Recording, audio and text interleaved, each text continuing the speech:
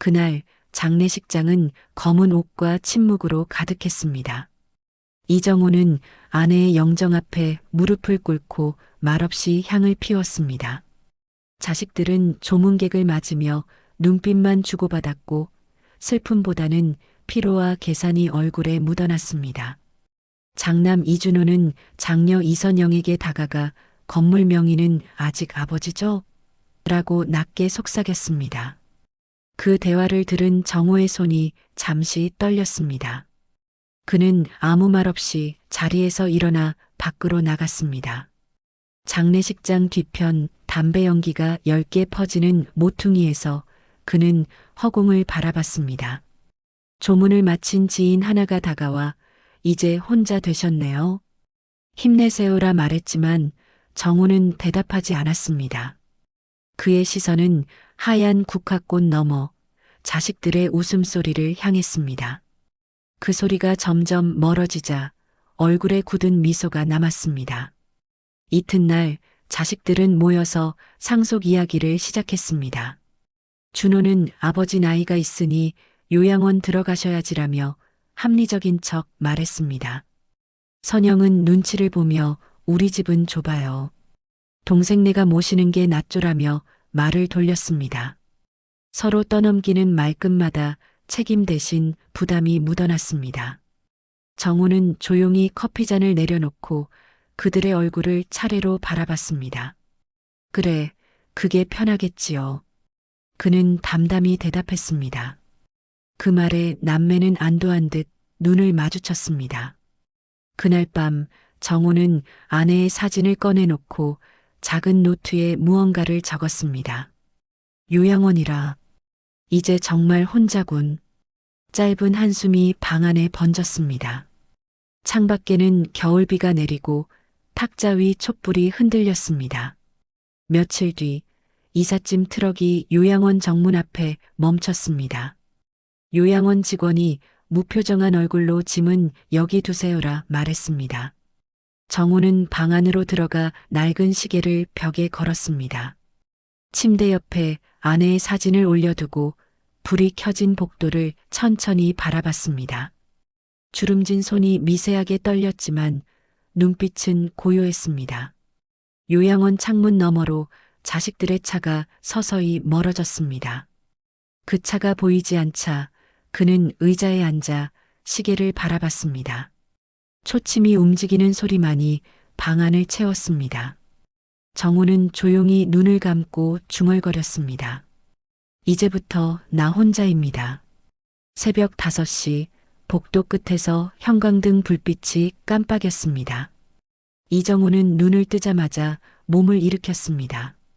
창문 밖으로는 겨울 안개가 자욱했고 멀리서 새벽 청소차의 소음이 들렸습니다. 그는 조용히 세수를 하고 낡은 점퍼를 걸쳤습니다. 요양원 마당에는 이미 몇몇 노인들이 의자에 앉아 있었습니다. 오늘은 춥네요. 그가 인사를 건넸지만 돌아온 건 고개 한번 끄덕이는 반응뿐이었습니다. 그의 손에는 언제나처럼 아내의 사진이 들려 있었습니다. 사진 속 미소를 바라보며 그는 천천히 산책로를 걸었습니다. 겨울바람이 얼굴을 스쳤고 코끝이 시릴 만큼 차가웠습니다. 그 순간 요양원 담장 너머에서 새소리가 들렸습니다. 식당 안에서는 간호사들이 식판을 나르고 있었습니다. 정우는 한쪽 구석에 앉아 죽 한 그릇을 천천히 떠먹었습니다. 옆자리 노인은 자식이 오지 않는다며 신문을 구기고 있었습니다. 며칠 후 그 노인은 병으로 세상을 떠났습니다. 아무도 오지 않은 장례식장에는 싸늘한 공기만 남았습니다. 정우는 그 자리에 앉아 한참을 바라보다 천천히 자리에서 일어섰습니다. 그의 눈빛은 멀리 떨어진 유리창 너머로 향했습니다. 그 창문 너머에는 세상이 여전히 바쁘게 돌아가고 있었습니다. 그는 자신이 그 세상에서 점점 멀어지고 있음을 느꼈습니다. 하지만 그 감정을 입 밖으로 내지 않았습니다. 한 달 후 요양원 회계 직원이 우편을 들고 찾아왔습니다. 이정우 어르신, 건물 관리 관련 우편이에요. 정우는 봉투를 조심스레 열었습니다. 세입자 박정희가 직접 보낸 손편지가 들어 있었습니다. 관리비와 월세 잘 입금했습니다. 건강하시죠? 짧은 문장이었지만 그의 손끝이 미세하게 떨렸습니다. 그날 오후 그는 요양원 원장에게 외출 허락을 요청했습니다. 시내로 가는 버스 안에서 그는 계속 창밖을 바라봤습니다. 건물 앞에 도착했을 때 박정희가 반갑게 손을 흔들었습니다. 어르신, 오랜만이에요. 그는 그녀와 함께 낡은 계단을 오르며 천천히 건물 내부를 둘러봤습니다. 새로 칠한 벽에는 페인트 냄새가 남아 있었습니다. 박정희는 물이 새던 수도를 손수 고쳤다고 말했습니다. 그는 고개를 끄덕이며 계단 난간을 한번 쓸었습니다. 그 손끝에는 여전히 생의 감각이 남아 있었습니다. 정우는 그녀에게 고맙다는 말을 남기고 버스를 타기 전 잠시 뒤돌아봤습니다. 건물은 오래됐지만 단단히 서 있었습니다. 그는 속으로 중얼거렸습니다. 아직은 버틸 수 있겠지요. 버스가 떠나자 창문에 비친 그의 얼굴이 잠시 흔들렸다가 사라졌습니다. 그날 오후 요양원 휴게실 TV에서 부동산 뉴스가 흘러나왔습니다. 이 지역 상가 가치가 2배로 올랐습니다. 앵커의 말에 정우의 눈썹이 살짝 움직였습니다. 옆자리 노인들은 아무 관심이 없었지만 그는 잠시 리모컨을 내려놓고 화면을 뚫어지게 바라봤습니다. 며칠 뒤 낯선 번호로 전화가 걸려왔습니다. 이정우 어르신 맞으시죠? 건물 매입 제안 드리고 싶습니다. 정우는 잠시 침묵하다 생각해 보겠습니다라고 짧게 답했습니다. 그 통화가 끝난 지 하루도 안 돼 장녀 선영에게서 전화가 왔습니다. 아버지, 괜찮으세요? 요즘 뉴스 보셨어요? 그녀의 목소리는 지나치게 부드러웠습니다. 정우는 아무 말 없이 창밖을 바라봤습니다. 하늘 위로 구름이 느리게 흘렀습니다. 이틀 후 선영은 장남 준호와 함께 요양원에 나타났습니다. 그들은 손에 과일 바구니와 도넛 상자를 들고 있었습니다. 아버지, 건강이 많이 좋아지셨네요. 준호가 억지 웃음을 지었습니다. 정우는 담담히 고개를 끄덕이며 자리를 권했습니다. 그의 앞에는 오래된 달력이 놓여 있었고 거기엔 아내 기일이 표시돼 있었습니다. 남매는 서로 눈치를 주고받으며 자연스럽게 본론으로 들어갔습니다. 아버지, 그 건물 관리 힘드시죠? 우리가 도와드릴게요. 그 말에 정우는 커피잔을 내려놓았습니다. 잔 밑으로 진동처럼 미세한 울림이 번졌습니다. 그는 미소를 지으며 고맙구나라고 짧게 말했습니다. 며칠 뒤 자식들은 그를 서류 확인 명목으로 집으로 데려왔습니다. 집안엔 오랜만에 식탁 위 음식 냄새가 났습니다. 선영은 과장된 미소로 국을 떠주었고 준호는 노트북을 켜서 부동산 지도를 보여줬습니다. 이 동네 곧 재개발 들어간대요. 잘하면 몇 배는 올라요. 정우는 그들의 말을 듣는 척하며 묵묵히 밥을 떠먹었습니다. 그의 눈길은 식탁 너머 벽에 걸린 가족 사진에 머물렀습니다. 그 사진 속에서만큼은 모두가 웃고 있었습니다. 식사가 끝난 후 선영이 슬그머니 봉투를 내밀었습니다. 이건 계약서 초안이에요. 아버지만 사인하시면 돼요. 그 순간 정우의 손이 잠시 멈췄습니다. 밤이 깊자 자식들은 각자 방으로 들어갔습니다. 정우는 거실 불을 끄고 홀로 앉았습니다. 탁자 위엔 아내의 사진과 낡은 유언장이 놓여 있었습니다. 그는 천천히 봉투를 열고 글자를 하나씩 따라 읽었습니다. 전 재산을 자녀들에게 동등히 분배한다. 그 문장을 바라보며 한참 동안 아무 말도 하지 않았습니다. 이내 펜을 꺼내 종이 위에 새 문장을 적기 시작했습니다. 잉크가 번지며 재검토라는 단어가 또렷하게 남았습니다. 창밖에서는 겨울비가 내리기 시작했습니다. 그는 조용히 속삭였습니다. 이제 내가 정할 때가 왔군요. 그날 오전 선영은 아버지 방에 몰래 들어가 서류를 살폈습니다. 책상 위엔 계약서와 통장 사본, 그리고 봉투 하나가 가지런히 놓여 있었습니다. 그녀는 봉투를 조심스럽게 열어보려다 발소리에 놀라 황급히 닫았습니다. 문틈 사이로 정호의 그림자가 비쳤지만 그는 아무 말 없이 지나쳤습니다. 그 순간 선영의 손끝에 땀이 맺혔습니다. 그녀는 속으로 이번엔 꼭 내 거야라고 되뇌었습니다. 부엌에서는 준호가 전화를 붙잡고 돈 얘기를 하고 있었습니다. 계약만 되면 바로 돌려드리죠. 이번엔 확실해요. 그의 말끝에는 불안과 탐욕이 뒤섞여 있었습니다. 서로 모르는 척하지만 남매의 의도는 같았습니다. 정호는 거실에 앉아 조용히 그 모습을 지켜보고 있었습니다. 그의 앞엔 뜨거운 차 한 잔이 식어가고 있었습니다. 그는 손목시계를 바라보다 서류철을 들고 방으로 들어갔습니다. 탁자 위엔 새 유언장 초안이 펼쳐져 있었습니다. 정호는 안경을 고쳤으며 변호사에게 전화를 걸었습니다. 변호사님, 유언장 수정이 필요하겠습니다. 전화기 너머에서 단호한 목소리가 들려왔습니다. 이해했습니다, 어르신. 이번엔 확실히 준비하죠. 정호는 천천히 창문을 열고 찬 공기를 들이마셨습니다. 그의 눈빛엔 더 이상 흔들림이 없었습니다. 그날 오후 세입자 박정희가 방문했습니다. 손에는 따뜻한 호떡 봉지가 들려 있었습니다. 어르신, 날이 추워서요. 간식 좀 드세요. 정호는 미소를 지으며 자리를 내주었습니다. 박정희는 잠시 머뭇거리다 조심스레 물었습니다. 요즘 자식분들이 자주 오시네요. 좋은 일이 있으신가 봐요? 정호는 잠시 침묵하다가 차를 따라주었습니다. 글쎄요, 요즘은 모두가 바쁘죠. 그의 말투는 부드러웠지만 눈빛은 멀리 떨어져 있었습니다.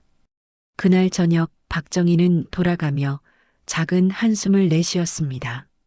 밤이 깊자 선영은 컴퓨터 앞에 앉아 계약서를 복사했습니다.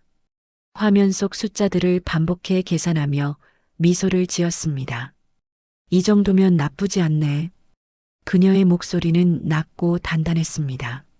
한편 준호는 거실에서 전화를 걸어 투자금을 빌리겠다고 설득 중이었습니다. 이번엔 확실해. 아버지 건물이야. 그의 손끝이 떨렸지만 눈빛은 탐욕으로 가득했습니다. 방문 사이로 새어나온 두 사람의 대화는 서로에게 들리지 않았습니다. 그들의 속셈은 다르지만 목적은 같았습니다. 정호는 그 모든 걸 알고 있었습니다. 그는 방 안불을 끄고 마지막 문장을 고쳐 썼습니다. 진심이 없는 곳엔 상속도 없다. 이른 아침 정호는 서랍 속 봉투를 꺼냈습니다. 안에는 자신이 직접 쓴 가짜 유언장이 들어 있었습니다. 그는 일부러 글씨를 흔들리게 써서 장남에게 전 재산 상속이라 적었습니다. 그 문서를 일부러 책상 위에 살짝 삐져나오게 두었습니다. 이제 곧 들고 가겠지요. 짧은 독백이 방 안에 흘렀습니다. 그날 오후 선영이 들렀습니다. 아버지, 건강은 좀 어떠세요? 그녀는 억지로 웃으며 방 안을 훑었습니다. 그녀의 시선은 곧 책상으로 향했고 봉투를 발견하자 숨을 죽였습니다. 그녀는 조심스럽게 봉투를 꺼내 펼쳐보았습니다. 그 안의 문장을 읽는 순간 눈빛이 번쩍였습니다. 선영은 서류를 사진으로 찍은 뒤 아무 일 없다는 듯 문을 닫았습니다. 그녀는 곧장 변호사에게 전화를 걸었습니다. 혹시 이 문서가 효력이 있는 건가요? 직접 확인해야 알겠지만 가능성은 있습니다. 변호사의 답에 그녀는 미소를 지었습니다. 그날 밤 준호는 우연히 그 전화를 엿들었습니다. 그는 곧장 선영의 방으로 들어가 뭘 숨기는 거야? 라고 물었습니다. 선영은 모른 척하며 그냥 건강보험 얘기야라고 둘러댔습니다. 하지만 준호의 눈빛은 이미 흔들리고 있었습니다. 그날 이후 두 사람은 서로를 견제하기 시작했습니다. 형제의 집은 점점 냉기와 불신으로 가득 찼습니다. 며칠 후 준호는 혼자 아버지를 찾아왔습니다. 아버지, 혹시 요즘 유언장 바꾸신 거 아니죠? 정우는 조용히 차를 한 모금 마시며 고개를 저었습니다. 그런 건 나중 얘기지요. 넌 요즘 바쁘지 않니? 준호는 대답 대신 손톱을 물어뜯었습니다. 그의 얼굴엔 초조함이 가득했습니다. 그날 밤 그는 몰래 금고를 살피다 정호의 발소리에 놀라 손을 멈췄습니다. 정호는 아무 말 없이 불을 켜고 그를 바라봤습니다. 준호는 머뭇거리며 변명했습니다. 그냥 확인 좀 하려 했어요. 정호는 잠시 눈을 마주친 뒤 문을 닫고 방으로 들어갔습니다. 다음 날 박정희가 다시 찾아왔습니다. 어르신, 요즘 얼굴이 어두우세요. 정호는 고개를 저으며 별일 아닙니다라고 짧게 답했습니다. 그녀는 잠시 망설이다가 작은 봉투를 내밀었습니다. 손녀가 그린 그림이에요. 집에 두시면 기분 나아지실 거예요. 그 그림엔 햇살 아래 웃고 있는 세 사람이 그려져 있었습니다. 정우는 그 그림을 책상 위에 세워두었습니다. 그 뒤로 봉투 속 가짜 유언장은 누구도 모르게 사라졌습니다. 그는 천천히 창문을 닫으며 중얼거렸습니다. 진짜는 아직 아무도 모릅니다. 소문은 빠르게 번졌습니다. 요양원 직원들 사이에서도 이정호 어르신이 유언장 썼대라는 말이 오갔습니다. 며칠 지나지 않아 친척들까지 연락을 해왔습니다. 정호 형님 건강하시죠? 조만간 뵈러 갈게요. 전에는 연락 한 통 없던 이들이 하나둘 나타나기 시작했습니다. 정호는 그저 담담히 미소만 지었습니다. 그의 표정은 흔들리지 않았습니다.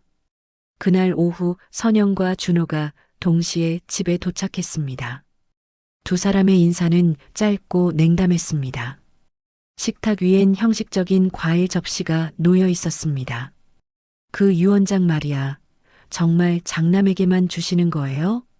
선영의 질문에 공기가 순간 멈췄습니다.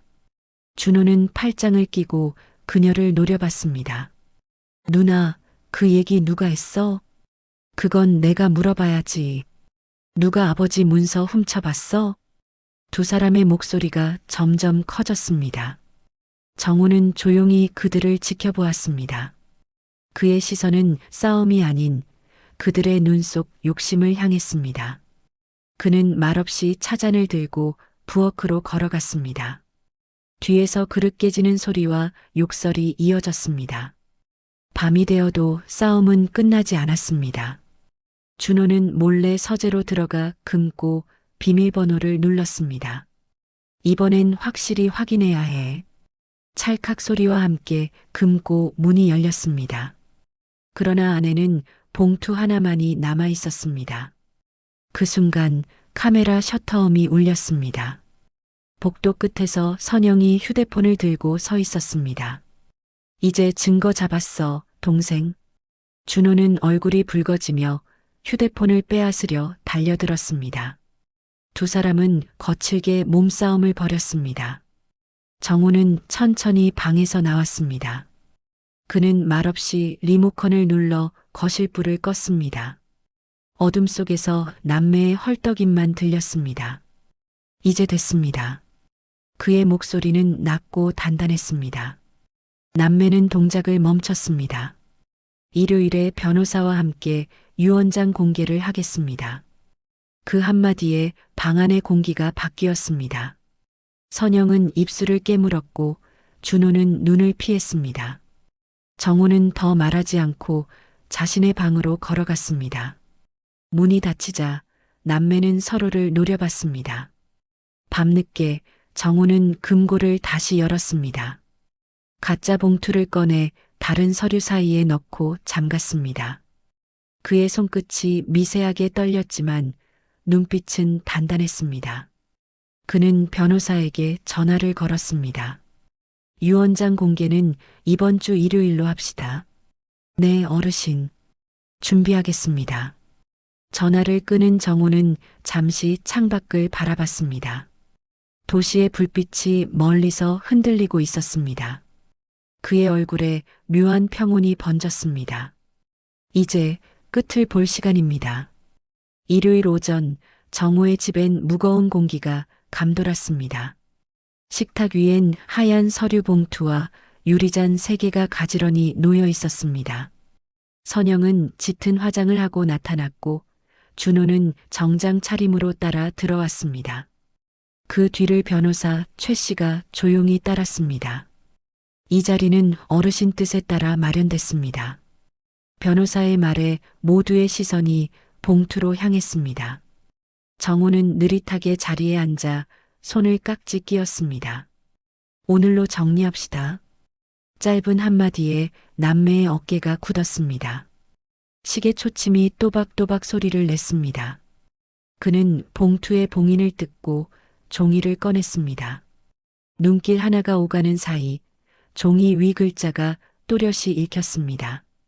본인은 전 재산을 노인복지재단과 세입자 박정희에게 기부한다. 순간 방 안의 공기가 무겁게 가라앉았습니다. 선영이 벌떡 일어나 이건 거짓이에요. 라며 외쳤습니다. 준호는 얼굴이 창백해진 채로 문서를 빼앗으려 다가갔습니다. 변호사가 막아서며 공증 절차를 마친 정식 유언장입니다라고 단호히 말했습니다. 정우는 아무 말 없이 그 모습을 지켜봤습니다. 그의 얼굴에는 분노도 미소도 없었습니다. 이게 다 누가 꾸민 일이에요? 선영의 목소리가 떨렸습니다. 준호는 의자를 밀치며 이건 조작이야.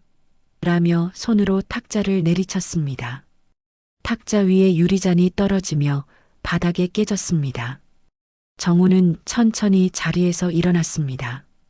그의 시선은 더 이상 자식들에게 머물지 않았습니다. 그는 조용히 창문 쪽으로 걸어가 커튼을 열었습니다.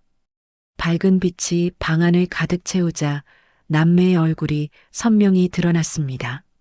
그 얼굴에는 두려움과 후회가 동시에 섞여 있었습니다. 정우는 뒤돌아보지 않은 채 말했다. 이건 벌이 아닙니다. 선택이죠.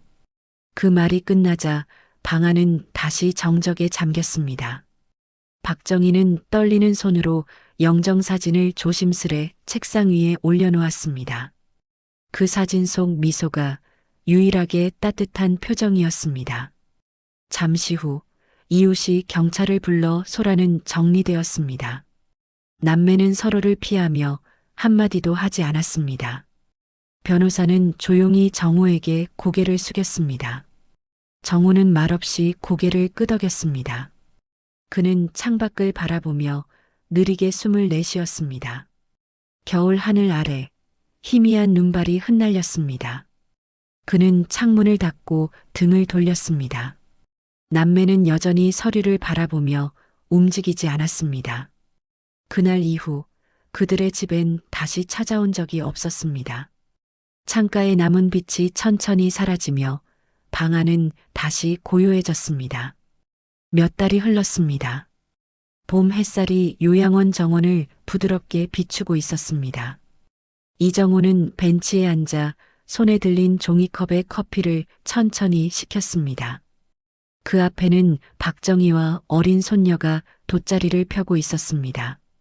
손녀는 꽃잎을 모아 하트 모양을 만들며 웃었습니다. 정우는 그 모습을 바라보다 고개를 끄덕였습니다. 이제 이만하면 됐지요. 낮게 흘러나온 그의 목소리가 바람에 섞였습니다. 박정희는 미소를 지으며 과일을 꺼냈습니다. 요즘 뉴스에 어르신 얘기 나오더라고요. 큰일 하셨어요. 정우는 말없이 커피를 한 모금 마셨습니다. 그의 이름은 신문에 노인복지 기부자로 소개되었습니다. 사진 속 그는 검소한 정장을 입고 웃고 있었습니다. 세상은 그를 존경했지만 그는 조용히 그 사실을 외면했습니다. 칭찬받을 일은 아니에요. 그냥 제자리로 돌아온 겁니다. 그의 말에 박정희는 고개를 숙였습니다. 멀리서 아이의 웃음소리가 들렸습니다. 정호는 그 소리를 들으며 잠시 눈을 감았습니다. 그의 손끝이 미세하게 떨렸지만 표정은 평온했습니다. 햇살이 그의 어깨 위로 부드럽게 내려앉았습니다. 그 순간 세상이 아주 잠시 멈춘 듯 고요했습니다. 한편 선영과 준호는 재판에 졌다는 통보를 받았습니다. 법원 앞에서 두 사람은 서로를 피하며 말을 잃었습니다. 우리 이제 어쩌지?